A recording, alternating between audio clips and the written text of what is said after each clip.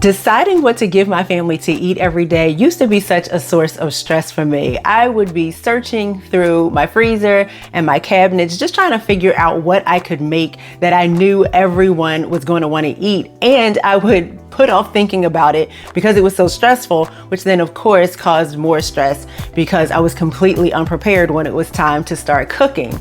I even tried one time creating a whole month meal plan, only to realize I was just spending more money and throwing away a lot of unused foods, and it just all became too much to keep up with until I started to realize I was doing it all wrong.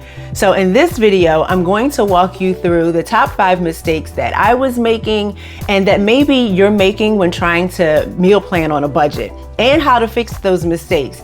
And I'm going to give you some easy tips and some rules just to keep in your back pocket to help make meal planning and saving money on groceries that much easier.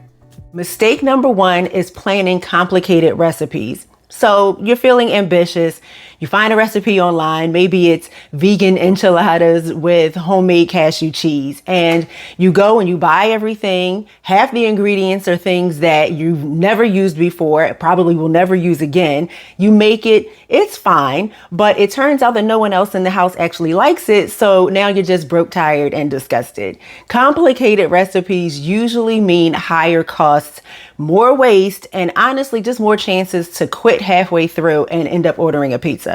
Here's the rule. Stick to recipes that require only 3 to 5 ingredients or less, unless you already have some of the fancier stuff at home. If you're one of those people that likes to experiment with your meals, then just pick one day per week when you get to make that fun meal. And then the rest of the week, just stick to the basics.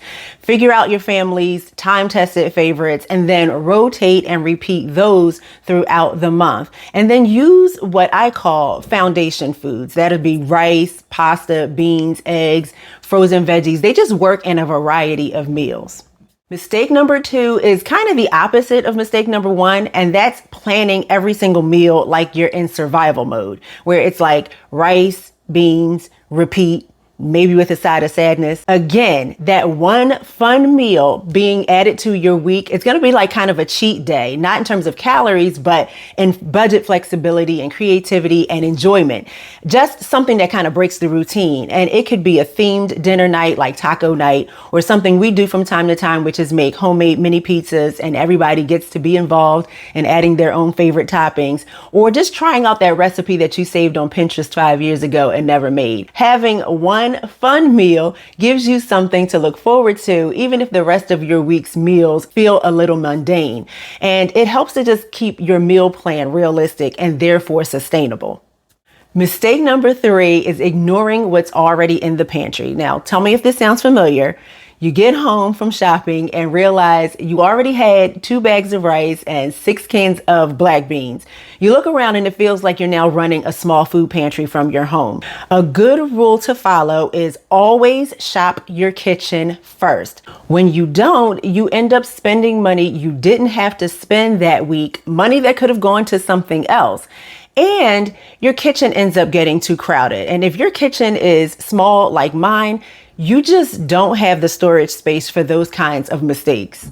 Before you meal plan, just take 5 to 10 minutes to scan your pantry, your fridge, and your freezer. Keep a whiteboard or a list on the fridge of what you already have. Now, I went through my kitchen and made this master inventory list that I keep posted in the kitchen. Pretty much everything I have right now has a dot next to it. So as I use the food up, I just erase the mark so that I'm keeping track of what I have and don't have. Now, for your convenience, I have made this checklist available to you on my website, along with a blank version if you want to just start your list from scratch or just add to the one that I already created. I actually have 2 versions of this list. One is organized by the location of the food in the kitchen, so whether it's in the freezer or the refrigerator or cabinets. And the other one is organized by food groups, which is helpful to me because you can just pick one food from each column to create a whole meal. And then try to plan at least 2 days worth of meals from items you already own. Mistake number 4 is not checking sales first. Now, here's the thing. If you plan to make spaghetti with meat sauce, tacos, and a stir fry, but beef and chicken are not on sale, then you might end up blowing your whole grocery budget. full price meat and sometimes even full price produce can double your spending if you're not careful. And it gets so expensive so fast. So you want to let the sales guide the menu. After you've seen what foods you already have, then check your market's weekly circulars or your store app and see what's on sale to help you decide what to buy to complete your meals. So for example, maybe you already have chicken wings and rice, but you don't have any vegetables.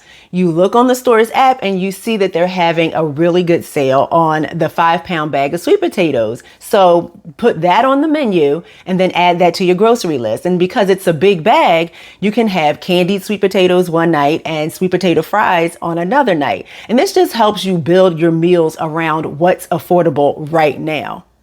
Now, my tips for this one, if you haven't done so already, sign up with your grocery store online or through their app so that you have access to the sales and the digital coupons ahead of time. And when meat is what you're missing, build your meals around 1 to 2 proteins that are on sale.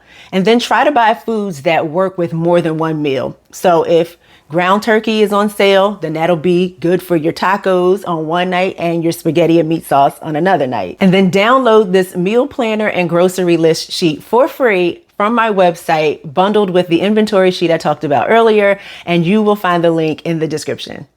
Mistake number 5 is forgetting to include snacks and quick bites. So you've planned your dinners, you've planned to have leftovers for lunch, but now it's 3 in the afternoon and you've got a hankering for something, and the only thing in sight are those sucked on Skittles that your kids had left from Halloween. You have to make a run, and what do? You end up buying snacks from a gas station, or worse, eating a whole meal out when you weren't planning to. Of course, that's not the worst thing in the world, but you want to make sure that you're budgeting for snacks like you budget for the meals. And it's not extra, it's essential. And that doesn't mean that all snacks have to be prepackaged. You can make a batch of muffins, make your own granola bars, or pop some popcorn ahead of time just to keep on hand. You can also buy some grab and go fruits and veggies like bananas, or cut up some carrots. You can have yogurt or crackers, and then also have some emergency snacks in your car or your bag so that your hunger doesn't end up taking the wheel and leading you to a drive-through. Mistake number 6 is over planning every meal. Now you've got the calendar out, breakfast, lunch, dinner, 7 days a week. You're feeling good until something happens. Your kid gets sick, you work later than you planned, or you just don't feel like making that turkey dinner on a Thursday night. While you're planning, plan for flexibility. You don't have to try to be a meal prep warrior. You want to make sure you're giving yourself a little wiggle room. If you don't, you're more likely to burn out. Food is going to go to waste because you're not going to feel like cooking it all. And then all that effort turns into guilt when you end up just eating a bowl of Raisin Bran over the sink at 7 o'clock at night.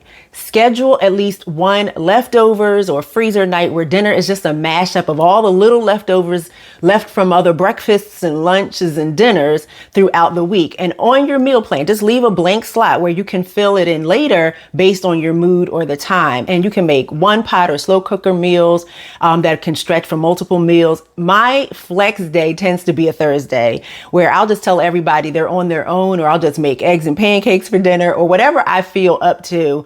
And I don't have any guilt about it because it's only one day, but it does give me a much needed break at least one time each week. Meal planning isn't about perfection. It's about being realistic. Stick to simple meals. Use what you already have. Let the sales do the heavy lifting. Don't forget your snacks. And for the sake of your sanity, leave space for life to happen. If you've made any of these mistakes, you're obviously not by yourself. I have made them all, some more than once, but if you can catch them early, meal planning becomes a whole lot less stressful and a whole lot more budget friendly. If this video has been helpful to you, please be sure to hit that like button. Let me know in the comments what some of your biggest meal planning struggles are. Subscribe for more frugal living tips, and check out this video right here for more ideas on saving money on groceries. And I will see you in the next video. Bye.